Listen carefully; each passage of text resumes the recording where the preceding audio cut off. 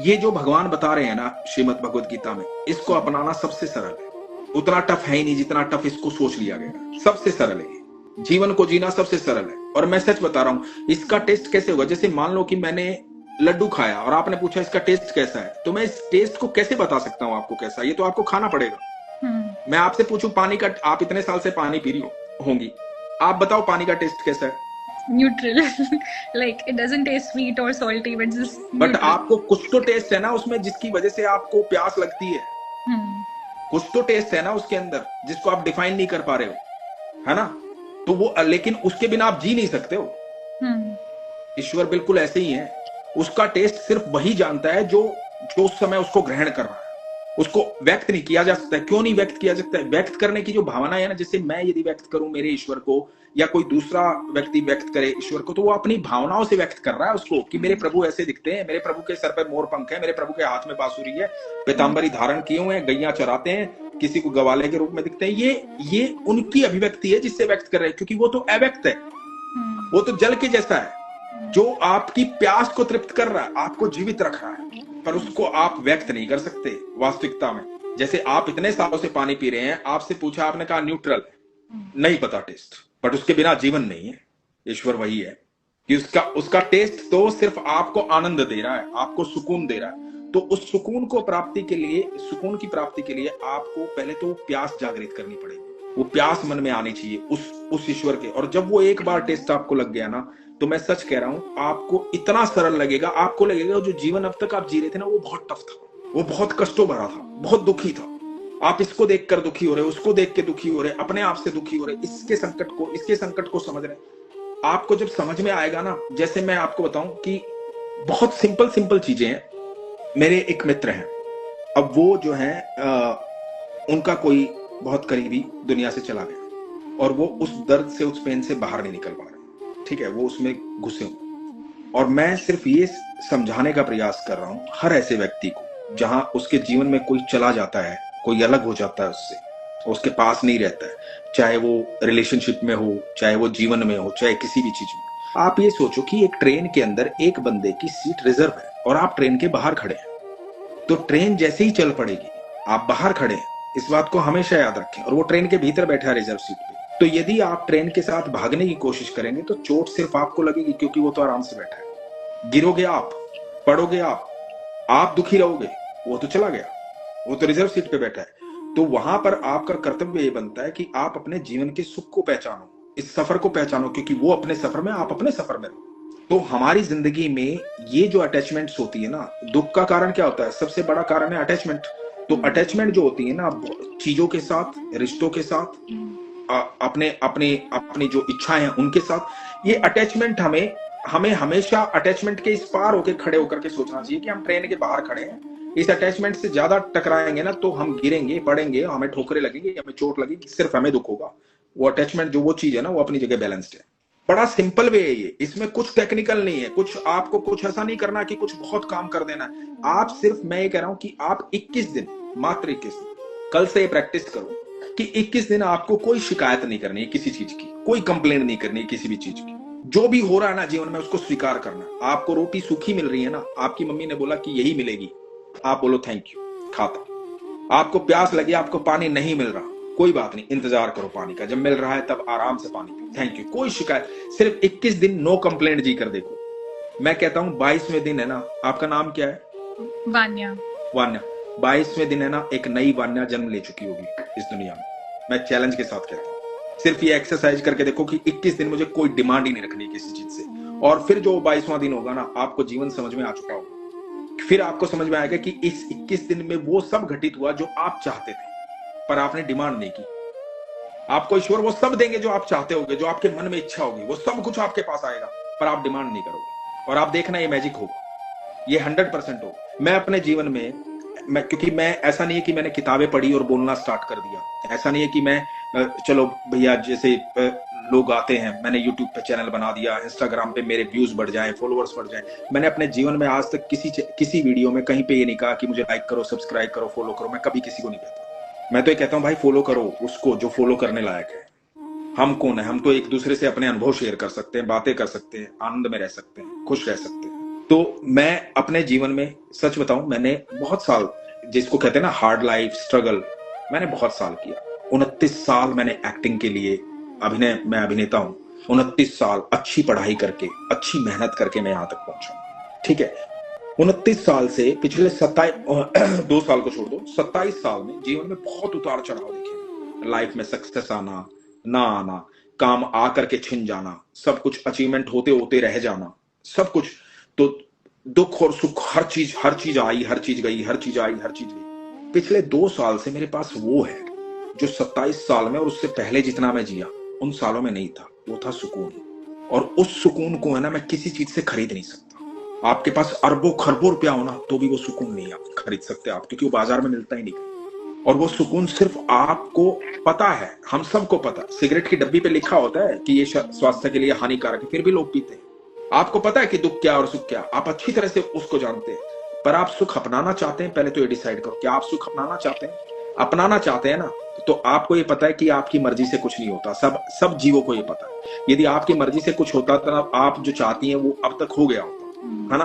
तो आपको पता है कि करने वाला वो है। तो एटलीस्ट आपके, चलो पिछले जन्मों पे आपका बिलीव है, या लोग कहते हैं पिछले जन्मों के प्रारब्ध, पिछले तो जी लिए भाई, उसके प्रारब्ध भी जी लिए और जिएंगे। कोई बात नहीं प्रभु, कोई बात नहीं, हमने जो कर्म किए दो उसकी सजा, टेंशन नहीं है। पर आप साथ खड़े रहो। इस अंधेरे में चलूंगा लेकिन रोशनी बनकर आप साथ खड़े रहो। आपकी बाह पकड़ के चलूंगा, ये जिद है मेरी।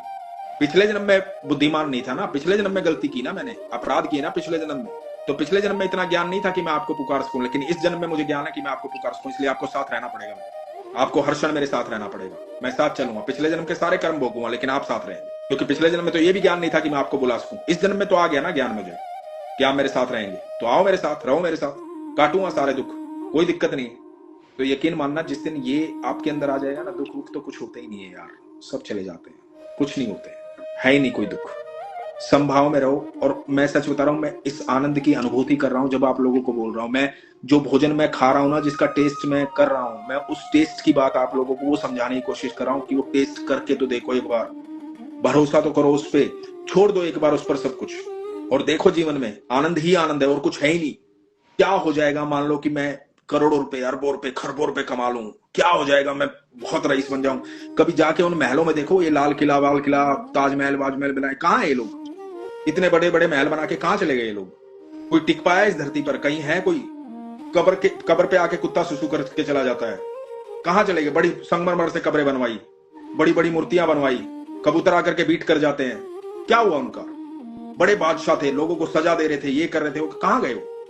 जीवन को क्यों ऐसा करना है यार? इस जीवन को बर्बाद करना है? जीवन सुख के लिए, खुशी के लिए। प्रभु कहते हैं तू मेरे साथ रहना, सुखी रहेगा, खुश रहेगा, आनंद में रहेगा। मैं तेरे को दुनिया इसलिए भेजा है, तेरा सफर है, इस सफर को आनंद में रहे। देखो बड़ी सिंपल सी बात है, एक छोटी सी बात बताता हूँ। मैं हमेशा कहता हूँ इस बात को कि आप अपने बच्चों को जब भेजते हो ना, तो आप अपने बच्चों को कह के भेजते हो कि भैया सुनो, फोन करते रहना, तो पिकनिक पे जा रहा है वो, तो फोन करते रहना, संपर्क में रहना, और कोई दिक्कत हो तो बताना मुझे, है ना? यही बोलते हो ना। भगवान ने भी ये कह के भेजा कि संपर्क में रहना बेटा, कोई दिक्कत हो तो बताना। जो बच्चा माँ बाप को फोन नहीं करता ना, पैसे खत्म हो जाते हैं, उधार मांगता है इधर उधर से दोस्तों से, वो संकट में आ जाता है, क्योंकि उसने एक कर्म कर दिया ना उधार मांगने का, आ गया प्रारब्ध उसका, हो गया शुरू। और जो बच्चा हर पल अपने माँ बाप को बोलता है पापा पैसे खत्म हो गए, थोड़े पैसे की रिक्वायरमेंट है, बाप कुछ भी करे वहां तक पहुंचा देगा पैसे, माँ कुछ भी करे अपने बच्चे तक सारी व्यवस्था कर देगी, है ना? तो जो बच्चा संपर्क में, भगवान ये कह के हमें धरती पर भेजते हैं, बेटा संपर्क में रहना, कांटेक्ट में रहना बेटा, चिंता मत करना, इस सफर पे जा रहा है, पूरा आनंद उठाना इस पिकनिक का, खुश रहना, और आके मुझे बताना कैसा कैसा रहा। हम क्या करते हैं, हमारे पास कुछ बताने के लिए है ही नहीं, हम आके उलझ जाते हैं, दुखी हो जाते हैं। क्यों कहना है मेरी जिंदगी हार्ड है? मेरी जिंदगी बहुत आनंद में है यार, मैं यहां तक जी रही हूँ, ये क्या कम है? लोगों को जाकर देखो, लोग यहां तक भी नहीं पहुंच पा रहे। मैं आज इतनी सक्षम हूं कि मैं इंस्टाग्राम पर बात कर रही हूं, अपने मन की बात कह पा रही हूं, किसी को सुन पा रही हूं, अपने मन। आप कितना सुंदर आपके अंदर, आप सोचो कितनी सुंदरता है इस बात की कि आपने अपने मन की बात रखने की क्षमता है। लोग तो रखते ही नहीं, अंदर अंदर घुट जाते हैं, मर जाते हैं। आपके अंदर तो इतनी क्षमता दी है ईश्वर ने, लोग तो घबराते हैं अपने दिल की बात कहने से भी। तो आपको इतनी क्षमता तो दी है उसने, इतना समझदार तो बनाया है उसने कि आप अपने प्रश्न रख पाए किसी के सामने, तो आप तो सौभाग्यशाली हैं। तो अपनी हर चीज में देखो कि सारी दुनिया की व्यवस्था जो है ना, वो आपके लिए की गई है। एक छोटी सी बात कह के खत्म करता हूं। आप समझदार हैं, पढ़ी लिखी हैं, एक फिल्म देखिएगा। क्योंकि मैंने बहुत सिनेमा देखा है एज एन एक्टर, और मैं फिल्मों से बहुत कुछ सीखा भी है। किताबों से सीखा है, दुनिया से सीखा है। एक फिल्म है it's a wonderful life, Frank Capra की फिल्म है, ब्लैक एंड व्हाइट फिल्म है, 1947 के आसपास की, 43 के आसपास की फिल्म है। तो छोटा सा वन लाइनर बताता हूँ आपको, समझ में आएगी, सारी बातों का सार है।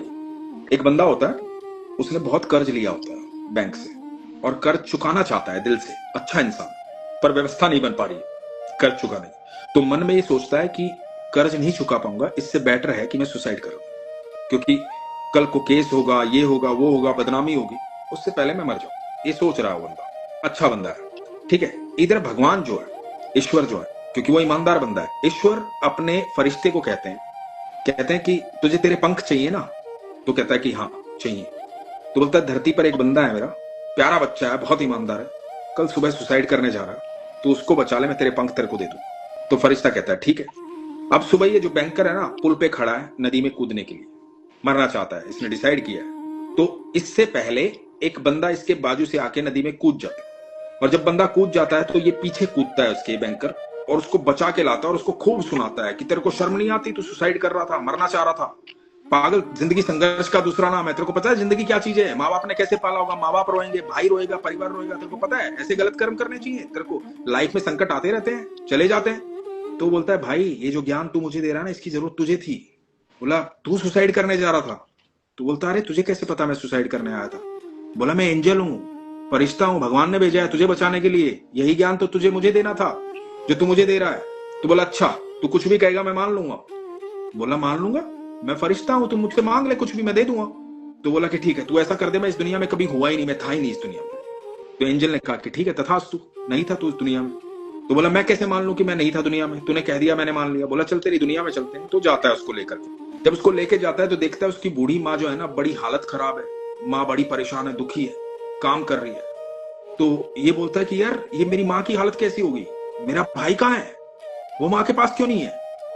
तो फरिश्ता बोलता है कि देखो जब तुम 5 साल के थे ना, तो एक एक्सीडेंट हुआ था, तुमने तुम्हारे भाई की जान बचाई थी। अब तुम तो दुनिया में हो ही नहीं, थे ही नहीं, तो भाई की जान कौन बचाता? भाई तो वहीं मर गया उसी घटना में, क्योंकि तुम तो दुनिया में कभी हुए ही नहीं। अब धीरे धीरे इसको लाइफ के बारे में दिखाते हैं कि इसके बिना ये सारी दुनिया अधूरी है, इसके होने की वजह से पूरी दुनिया बनाई गई है। तो हमेशा हर आदमी को ये सोचना चाहिए कि ये पूरी व्यवस्था मेरे ईश्वर ने मेरे लिए की है, मैं इसका इस्तेमाल करूं। पूरी दुनिया मेरे लिए बनाई है मेरे ईश्वर ने, मुझे खुश रहना है, मुझे चुनना है इसमें से क्या सुखी और क्या खुश। मैं बल्कि कोई मुझे दुख दे रहा है ना, तो हमें ये सोचना चाहिए कि इसको कैसे इस लेवल पे लेके आऊं कि मुझे सुख देना शुरू कर दे।